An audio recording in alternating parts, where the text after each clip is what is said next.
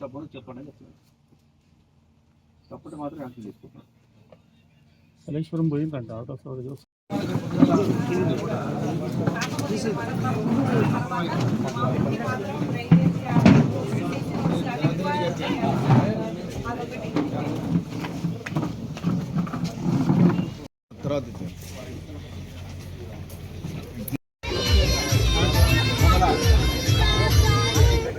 పారా నువ్వు కాలేజీ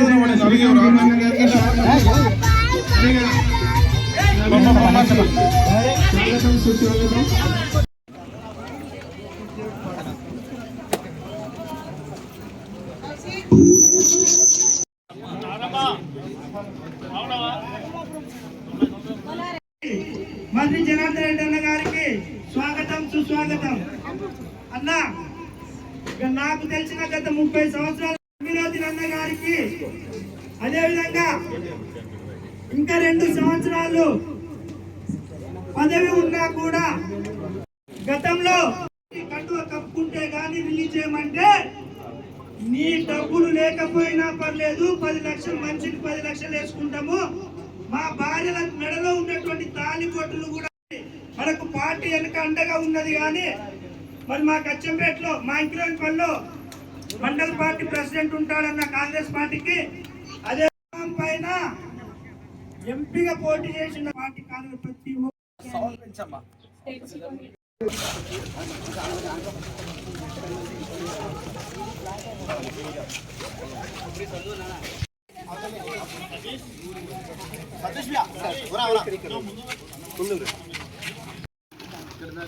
ఏది ప్రకటన కడుతుంది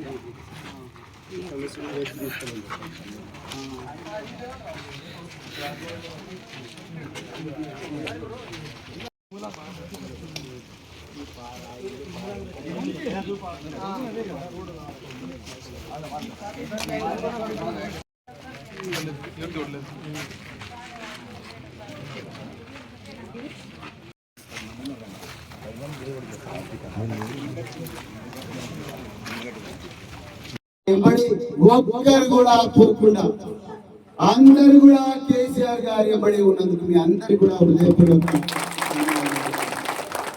మీరందరూ కూడా బీఆర్ఎస్ పార్టీని నమ్ముకొని మళ్ళీ పార్టీని అధికారంలో తీసుకొచ్చేంత వరకు కూడా మడమ తిప్పము, మాట తప్పము అని మీరందరూ అన్నందుకు మీ అందరికి కూడా మరొకసారి హృదయపూర్వక ధన్యవాదాలు చెప్తూ తప్పకుండా పోలీసులతో మాట్లాడతాం. కొర్ర సతీష్, కొర్ర కమలకు జరిగిన అన్యాయాన్ని ప్రతి వేదిక మీద కూడా ప్రశ్నిస్తాం.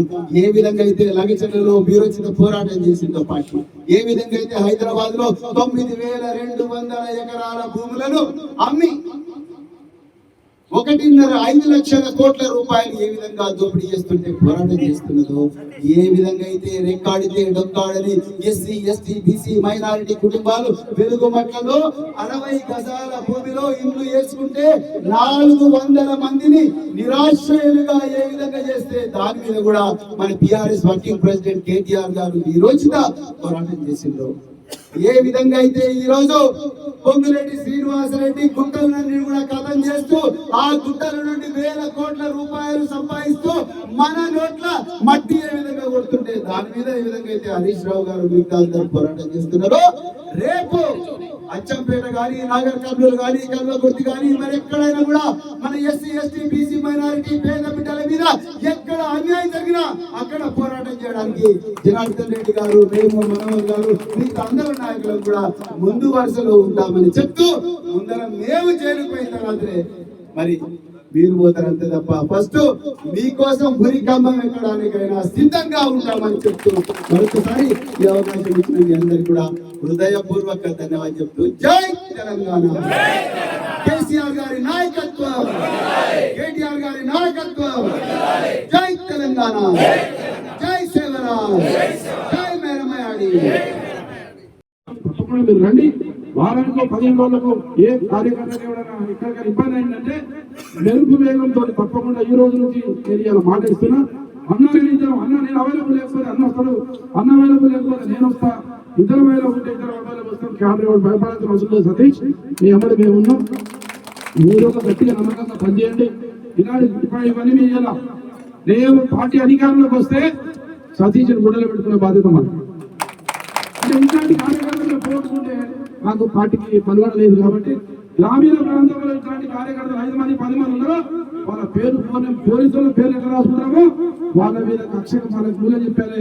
వీళ్ళకి తప్పకుండా రేపు పెద్దపీట వేసి కార్యకర్తలను పార్టీ కాపాడుకునే విధంగా మేము ప్రయత్నం చేస్తాం. ఏ కార్యకర్త భయపడాల్సిన అవసరం లేదు. ఇప్పుడే నేను అన్నతో 3 గంటలు మాట్లాడినా అన్నకు ఒప్పుకున్నాడు.